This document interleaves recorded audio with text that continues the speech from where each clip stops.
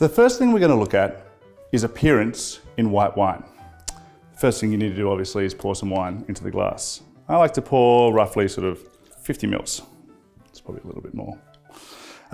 When we're looking at appearance, we look at colour, colour intensity, and then nose intensity. The first thing I look at is colour.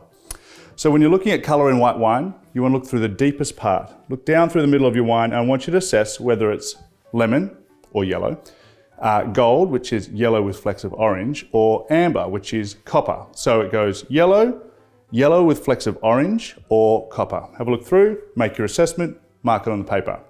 The next thing we look at is colour intensity. So the colour intensity scale goes from pale to medium to deep. With white wine, pale can seem opaque or watery or thin. Medium kind of looks like wine. It has sort of a density of colour that shows you that this wine is lemon or gold, right? And then deep is when it almost looks a bit honey-like. It looks rich, it looks viscous, it looks thick in the glass, okay? So that's pale, medium, and deep. You need to circle both the colour and the intensity on your sheet.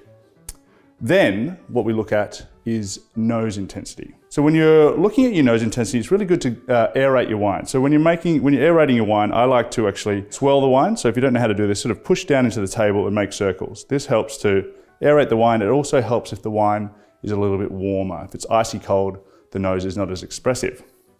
Give it a swirl, let it go, really fill up the room.